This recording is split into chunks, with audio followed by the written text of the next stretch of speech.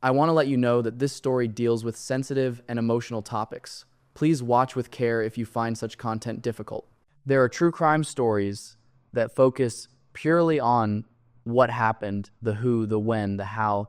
But then there are stories like this one, the kind that force you to take a step back and ask yourself how a system designed to protect kids could fail so completely. Today, we're talking about one of those stories. It's not easy to hear, but it's one that needs to be told.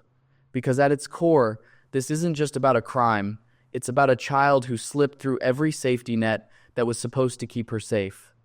This is the story of Melinda Jean Hoagland, a bright, kind, loving girl whose life was supposed to be full of promise. And if you ask her family, they'll tell you straight up, this never should have happened. I've spoken with people close to the case, and everyone says the same thing. This story isn't just about remembering what was lost. It's about trying to make sure it never happens again. Her family isn't looking for sympathy. They're looking for awareness, accountability, and change. Melinda was born on the 4th of July, 2011, in Pennsylvania, a day that's supposed to be about celebration and fireworks. For her parents, Rendell Hoagland and Rondalyn Smith, that day meant the start of a whole new chapter. She was their youngest, and she had 3 older half-sisters, Emily, Abby, and Jamie, from her dad's previous marriage. And from the very beginning, those girls adored her. If you ever talk to anyone who knew Melinda, they'll tell you she wasn't just a happy kid.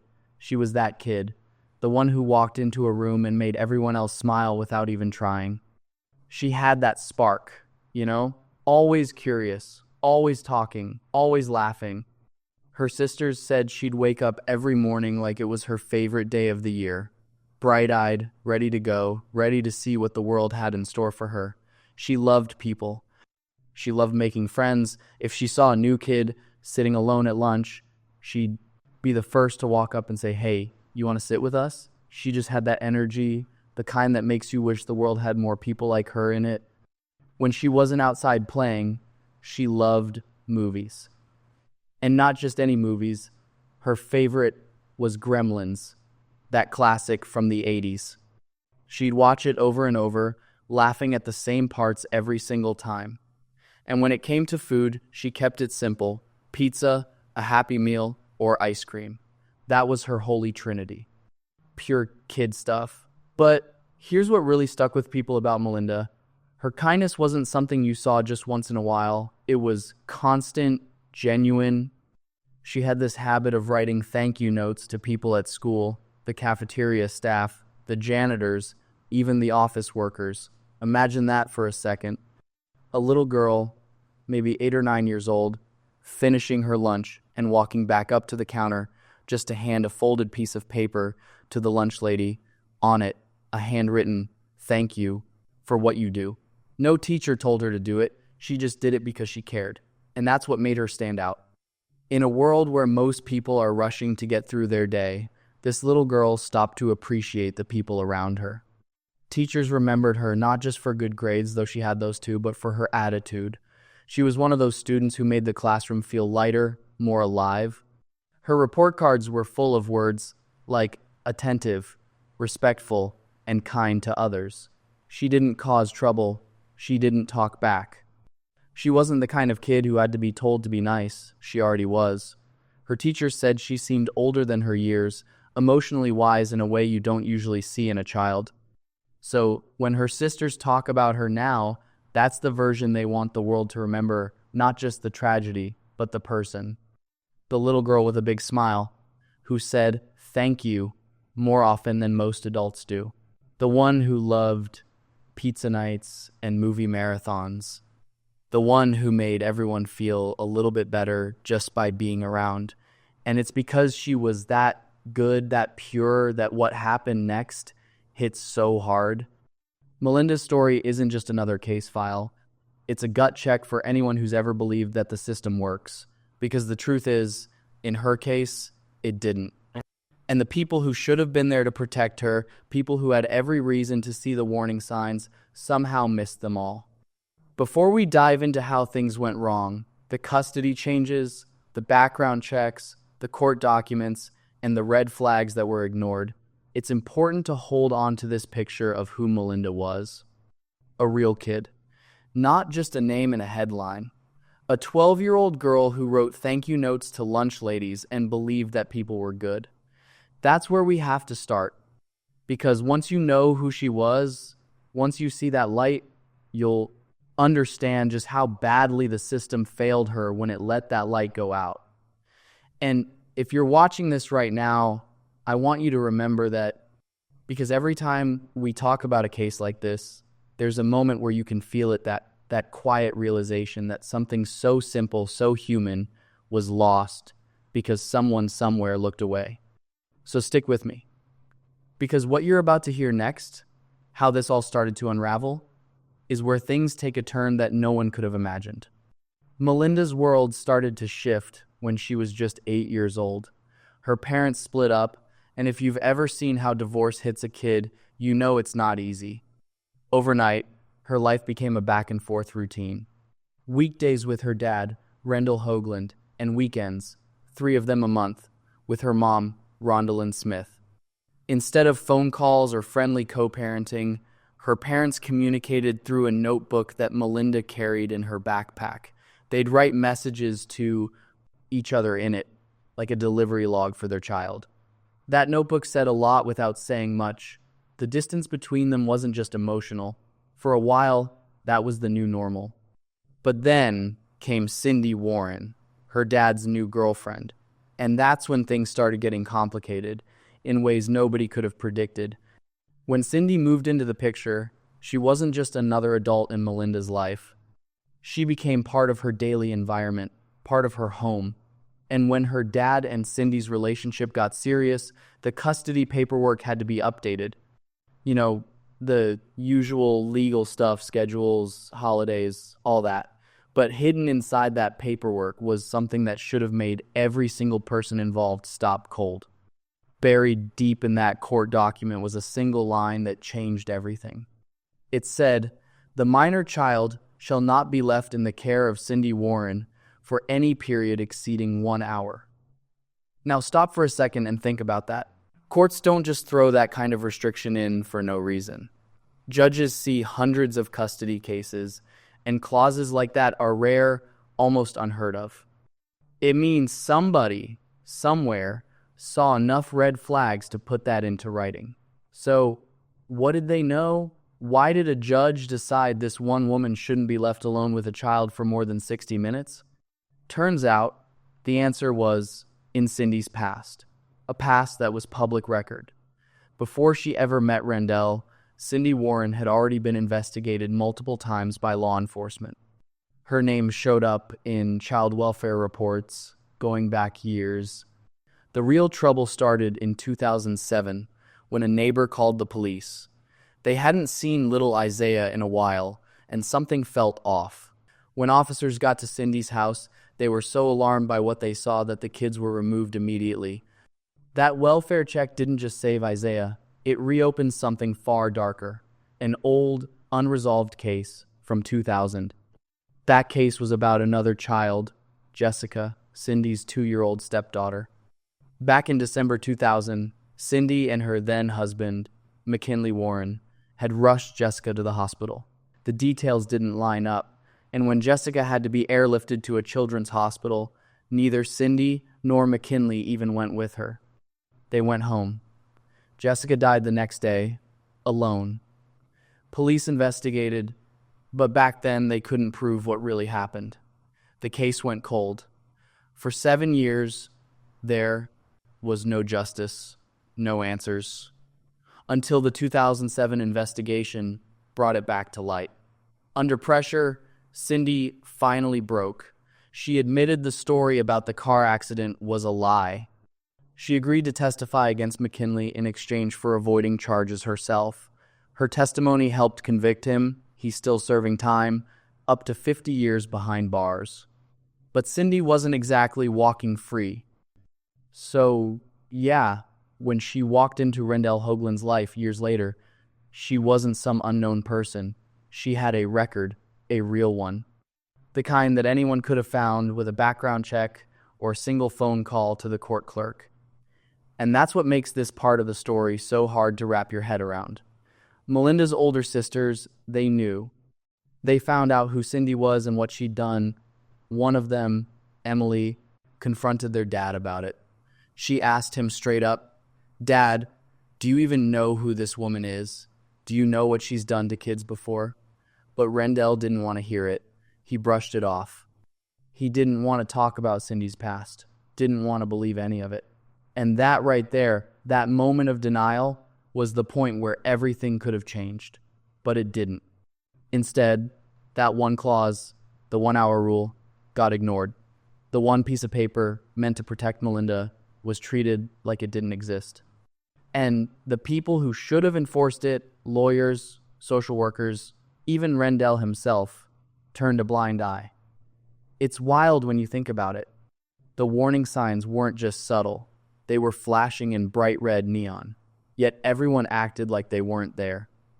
By the time anyone realized how serious this was, for most kids, that year might have been about sleepovers, new hobbies, or summer trips.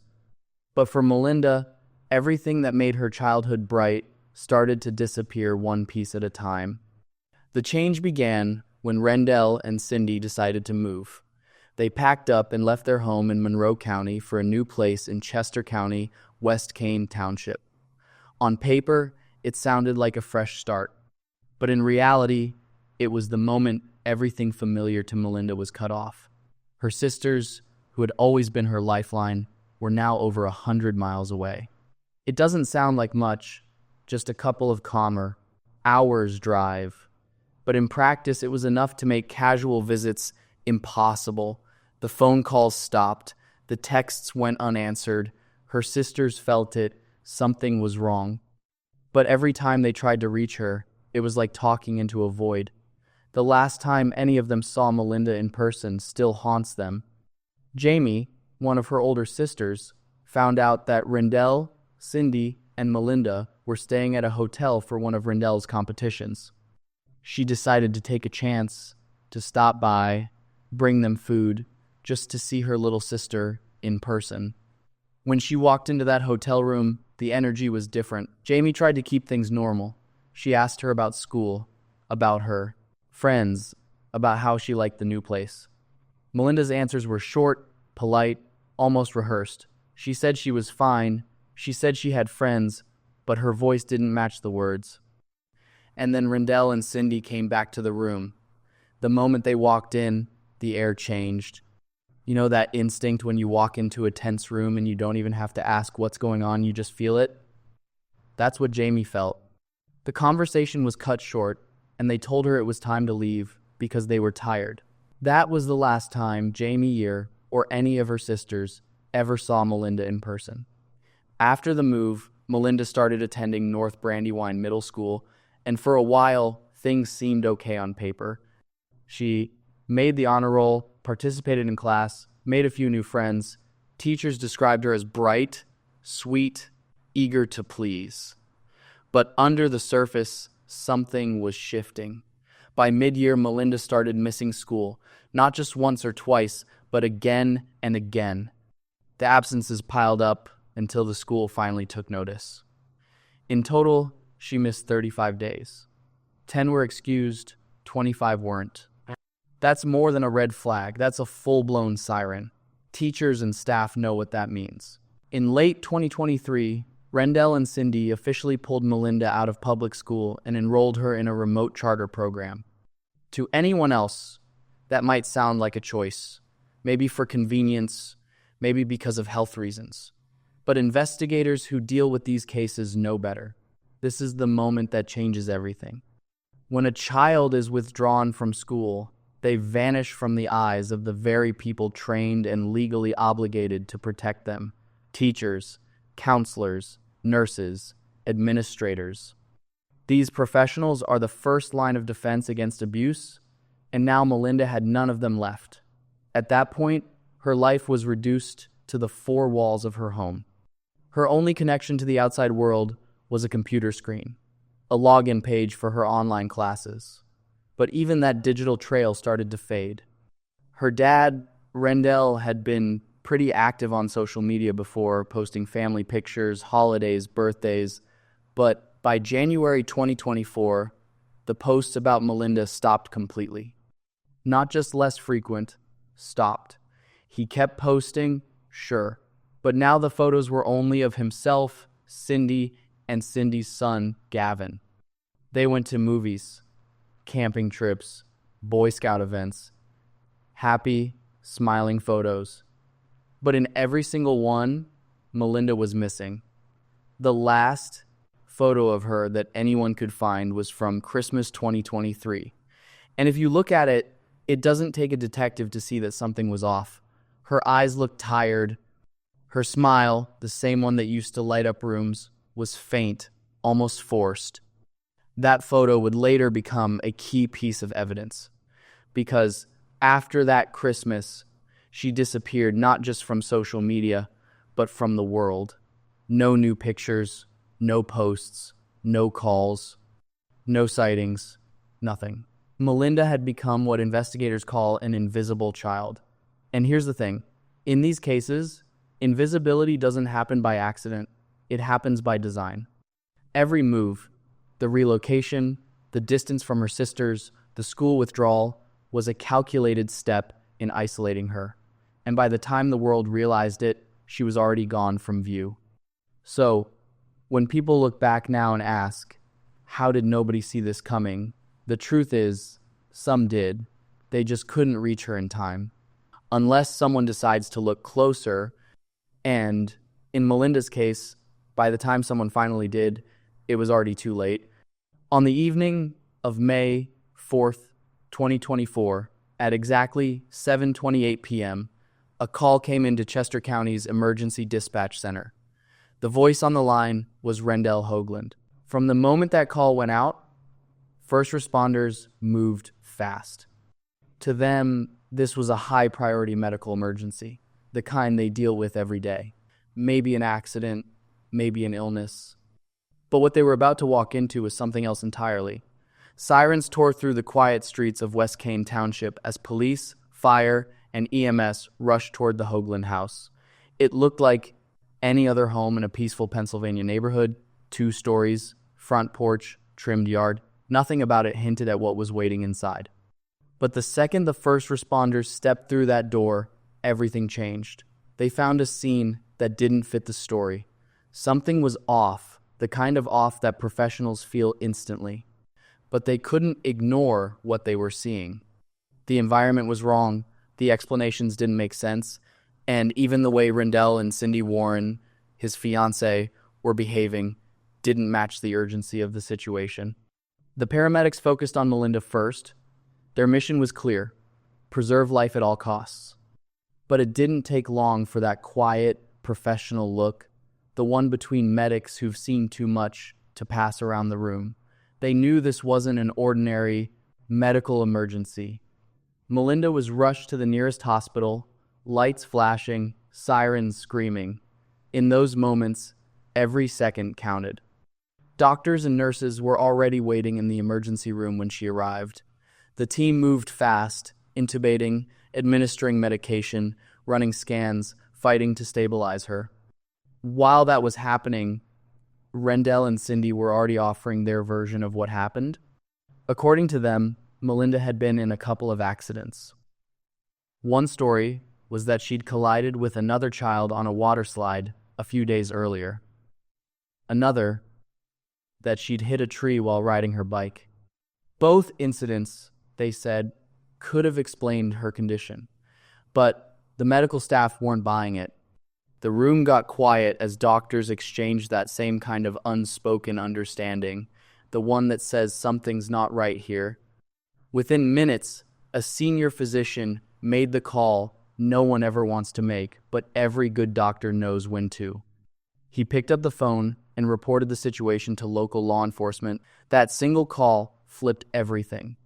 What had started as a medical emergency was now officially a criminal investigation. Police units were dispatched back to the Hoagland residence, but this time their job wasn't to assist medics. It was to secure a potential crime scene. Officers moved in quickly, unspooling yellow tape across the front yard, marking off the perimeter. The once quiet suburban house was suddenly flooded with flashing lights and the low crackle of radios. Inside, investigators began documenting everything: the layout, the conditions, the timeline. Every mark on the floor, every item in the room, every possible clue. It wasn't about speculation, it was about preservation. Meanwhile, detectives made their way to the hospital. They needed to talk to Rendell and Cindy, who were still there. The pair repeated their accident story, sticking to the details like they'd rehearsed them. But police officers and detectives know body language as well as they know procedure, and something about the way the two interacted, controlled, rehearsed, defensive, sent alarms ringing. They claimed it had just been a run of bad luck. But when officers asked simple, routine questions, when did this happen? Who was with her? Why didn't you call earlier? The answers didn't line up. By the end of that night, police weren't just treating this as an accident gone wrong. They were treating it as a suspicious death investigation in progress. At the hospital, medical teams did everything they could. They fought for Melinda for hours. But in the early hours of that night, she was pronounced dead. That moment, quiet, clinical, and devastating, marked the end of a life and the beginning of a search for answers. From there, the investigation moved fast. Detectives pulled security footage, gathered statements, and began requesting warrants. Every person involved knew this case wasn't going to be simple. It was about uncovering what really happened behind the walls of that home, a home that neighbors said always looked peaceful from the outside. And here's the thing about cases like this. When you're standing outside that yellow tape, it looks like chaos. But inside those walls, every object, every digital device, every message holds a clue. This was the night the truth started to surface. A truth that would come not just from words, but from data, cameras, and files the suspects thought they had erased. The call that came in as a plea for help turned out to be something else entirely, the start of a trail that would expose a secret they'd been hiding for years. By the next morning, the Hoagland house wasn't a home anymore. It was a full-scale crime scene. Detectives, evidence techs, and forensic specialists moved carefully through every room, collecting anything that could speak when people wouldn't. What they found would end up telling the entire story, not through confessions, but through data. Modern investigations don't stop at fingerprints and interviews. They follow the digital trail. And in this case, that trail turned out to be massive. Officers collected every device they could find: cell phones, tablets, laptops, even Ring cameras mounted around the property. Each one went into a labeled evidence bag, logged, sealed, and transported straight to the Chester County Computer Crimes Unit. Inside those plastic bags was the truth, even if someone had tried to erase it. When the forensics team started working, they found exactly that: a cleanup job. Both Rendell's and Cindy's phones had been wiped. No photos, no texts, no browser history. It was like someone hit delete everything and thought that would be enough. But anyone who works digital forensics knows deleting doesn't mean gone. It just means hidden. So the analysts started digging. They cloned the devices and began scanning for data fragments, bits and pieces left behind when files are deleted. It's slow work, but it's also precise. You're not just searching, you're rebuilding a ghost from its digital ashes. Hours turned into days. And then the first real break came in the form of a corrupted video file. It wasn't long, just a few seconds of footage. But it was enough to prove one thing: the data wasn't lost. There was more, a lot more. That one clip gave them a thread to pull at, and once they did, the entire hidden archive began to unravel. The more they recovered, the clearer the picture became. Over the next several days, investigators pulled more than 450 videos and hundreds of still images from those devices. Every single one of them was a piece of evidence showing what really happened behind the closed doors of that house. But that wasn't all. They also recovered text messages, hundreds of them, exchanged between Rendell and Cindy over the course of nearly 2 years. What those messages showed wasn't some one-time outburst or a single moment of anger. They saw how they coordinated excuses for her school absences, crafting stories to tell teachers and doctors. It was all there in their own words. And then came the Ring camera footage. What's ironic is that those cameras were installed for security, but instead of protecting the family, they became silent witnesses. The devices didn't just face outward toward the street, they faced inward, inside the house. Detectives realized the cameras were used not for safety, but for surveillance and control. Piece by piece, the investigators reconstructed a timeline. They matched texts with videos, messages with dates, screenshots with timestamps. The evidence was overwhelming. Seasoned detectives, people who had seen everything, were visibly shaken by what they found. Not because of the technology, but because of what that technology revealed about human behavior. It became clear this wasn't a sudden act of rage. It was deliberate, structured, planned. The couple had even talked about the possibility of being investigated one day. In one recovered message, Cindy suggested wiping everything just in case. And that's exactly what they tried to do after calling 911. But by then, it was too late. The data they thought they'd destroyed became the very thing that would destroy their defense. When prosecutors finally got the full digital report, they called it one of the most complete evidentiary records they'd ever seen. From that point forward, the case against Rendell Hoagland and Cindy Warren was airtight. Their own devices had turned against them, documenting the very truth they'd tried so hard to bury. And as the case built momentum, it became clear that what started as a single emergency call had now become something much bigger, a digital reckoning. Because in the end, the truth doesn't always come from eyewitnesses or confessions. Sometimes it's buried in the data, waiting for someone patient enough to dig it out. The arrests of Rendell Hoagland and Cindy Warren didn't close the book on this story, not for Melinda's family, and not for the community that had watched in disbelief as the details came out. For most people, the story ended when the suspects were taken away in handcuffs. But for Melinda's sisters, Emily, Abby, and Jamie, that was just the beginning. Because what they discovered next was harder to accept than anything the investigation had revealed. The system had seen the warning signs and ignored them. In the fall of 2023, months before Melinda's death, someone from her school district actually did what they were supposed to do. They noticed the red flags, her absences, her withdrawn behavior, and filed an official report with Pennsylvania's Child Line. That call should have triggered an in-person welfare check. It should have sent a caseworker to the Hoagland home. It should have given Melinda a voice. But it didn't. According to later reports, the assigned child welfare worker never even made that in-person visit. They only called Rendell. Over the phone, he brushed off the concerns, gave a neat explanation, and that was it. Case closed. No one ever saw Melinda again after that. That failure, that single misstep, was the system's last chance to save her. When her sisters found out, the shock turned into outrage. They had begged for help for years, warning that something wasn't right, but no one listened. Now, instead of just grieving, they were determined to fight. They launched a Facebook group called Justice for Melinda, not just to share her story, but to make sure it never happened to another child. What started as a small online memorial quickly turned into a movement. People across Pennsylvania, and even across the country, began following the case, sharing posts, asking the same question: how could this happen when the danger was already known? The sisters' answer was simple: the system was broken.